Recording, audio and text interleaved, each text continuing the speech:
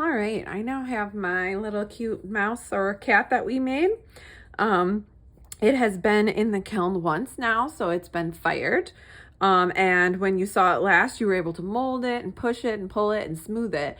And now that it has been bisque fired, this is called bisqueware, you can no longer do those things to it. So it's nice and hard. It's you can feel it. It's similar to like a glass kind of thing. It can be very breakable, so don't drop it. It is now ceramics.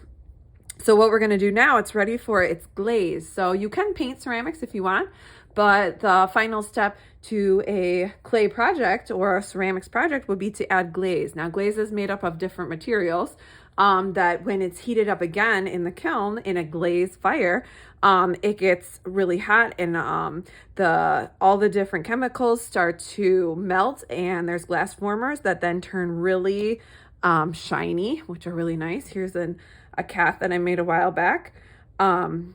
And you can see this is a black cat. He's like, his eyes didn't show up because we did black. So I'm gonna do black eyes on this one. But you can see how shiny and cool the finish is with a glaze. So that's why we're gonna use glaze instead of just paint. So I'm going to do a gray cat, and I'm gonna try and do the black in his eyes here and some black details. So the thing with glazing is we do not want to do it on the bottom, because when this stuff gets heated up in the kiln and it gets really melted and kind of crystals of glass are forming, we don't want it on the bottom, because when it sits on the shelf like this, it becomes one with the shelf. So do not glaze the bottom is the first rule. And the second rule is you need to have 3 layers or 3 coats of each color. So like if I do black around the eyes or in the ears, I need to do it 3 times. Okay, so like I might start with that. Get a little black in his eyes here for his black eyes. So I'm gonna have to do this 3 times. And you'll notice it dries actually very quickly. So you're able to do it pretty quick. So I'm just gonna give him black details in the ears here. And I think everything else I might do gray, maybe red around the mouth area or nose, like his tongue. I'm gonna let these dry. I can blow on it a little bit. I could do some stripes on him if I wanted. I could do a little polka dots of black on him if I wanted. Maybe I'll do that. Maybe I'll have a little black spot on him over here. But remember, I'm not doing the bottom, and everywhere I do black, it's going to be 3 times. So he's gonna have this big black spot on his side.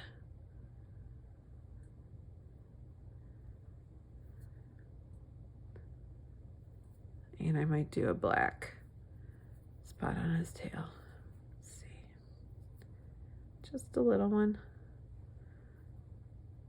Okay, so it's totally up to you, your details, how you want to do it. All right, so now you can start to see how his ears are that dry already. So I'm going to do layer number 2. Layer number 2 on the eyeballs. For black eyes, layer number 2 on my big spot. The reason I do 3 coats is because this clay is very porous, so that means it has lots of teeny tiny holes that we can barely even see with our eyes. And each one of these layers then gets soaked into that clay. And for it to turn out nice and shiny and bright, we want to have 3 layers. Okay, I'm gonna actually wash my brush while these black layers are drying, and I'm gonna do red, like a little pink red nose. Now I had holes that I had pushed in for this, so if you don't, you could just paint little dots for this, or you can do like I'm doing and paint them in. Totally up to you, as long as you're doing it with 3 coats. So I'm gonna blow on mine a little to get it cleaned up, or dried up, I should say. Do a second coat of red.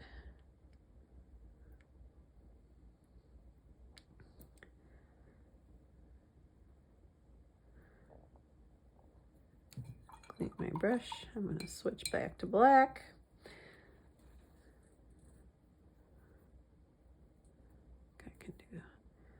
ears again.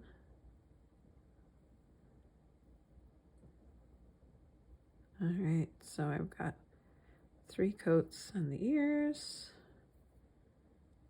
coat of black on his big spot, and the eyes again, and spot on the tail. Okay, so now I have 3 coats of that. It's kind of tricky to keep track of how many layers you got. If you want to do one color at a time so you remember easier, that works too.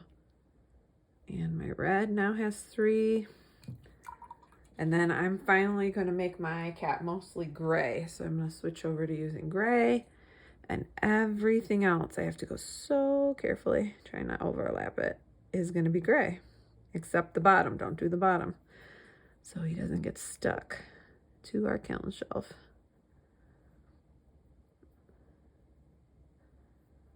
Okay, so I'm just gonna maybe set him down to work on the top. So everywhere else will have gray. So my goal here too is to try and cover up all of this white of the clay, because if I don't glaze it now, I can't go back and add glaze to it after it's been fired.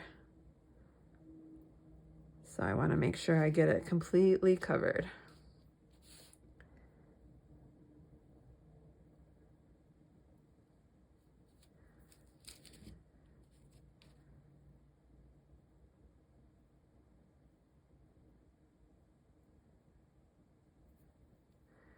Another option to do this too would be to paint it all gray first and then do these, because yeah, my eyes aren't quite dry, so I don't want to smear it all.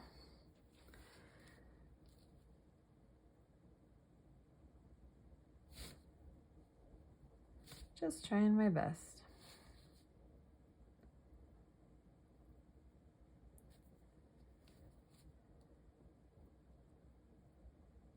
Oh, it would have been cute to do stripes on him. Oh, that would be a good idea. Stripes, or even little reddish pink ears details. That would have been cute too. There's so many options you could do with these guys.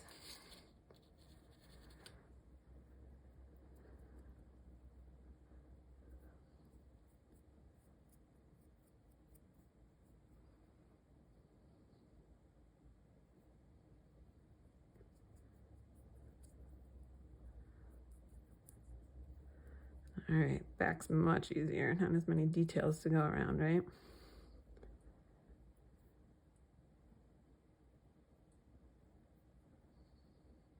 All right, so if you remember, this is just layer number 1. Don't forget his tail back here.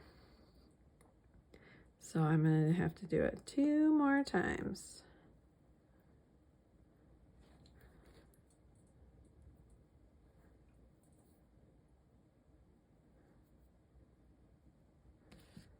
Oh, don't forget his forehead. All right, so there's layer 1. I'm gonna come back and start working on the face again for layer number 2. Oh, and I see right there, I've got some white of my clay showing.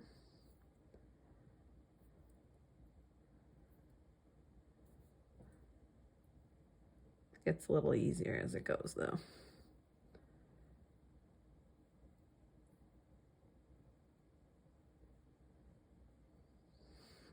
Mine kind of looks like he's singing a song. Ooh, with his mouth open. Okay, second layer on the back.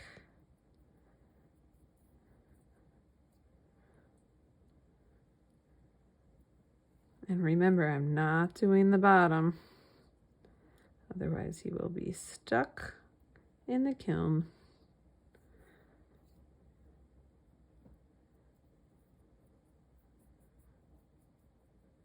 Okay, so there's layer number 2.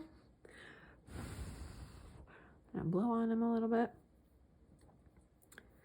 Flip him back over. And finally coming in for layer number 3.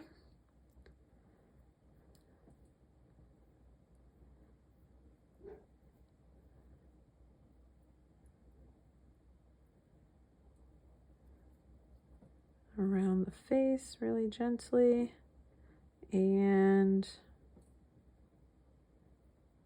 the ears. Flip them over to the back. All right. So if you think about all of the colors you might have available to you to be a cat or a mouse, right? Gray, maybe some pink for details or ears or tails of a mouse, black, maybe even a brown, maybe even an orange little cat would be super cute with black stripes, like a little tiger cat. That'd be cool. Okay, but we're gonna go with some realistic colors for our cats. All right, I have 3 layers. Now I'm noticing there's some gray over my black detail of my ear, so I might clean my brush really good and retouch up that black for the ends of the ear. All right, and then I cannot wait to see what color combos you guys come up with. So I'll let this dry, and then it'll go back into the kiln, and it will get heated up and fired again, and then it will come out hopefully looking nice and shiny. Here's another student example from a couple of years ago. So they did a stripe, and they had some pinkish details in the ear that were really cute, and their tail was black. So lots of color combinations, but you can see how shiny it comes out of the kiln once it is glazed fired. So dull kind of colors on this one, but once it goes in, it'll come out beautifully colored. Okay, can't wait to see what you all come up with.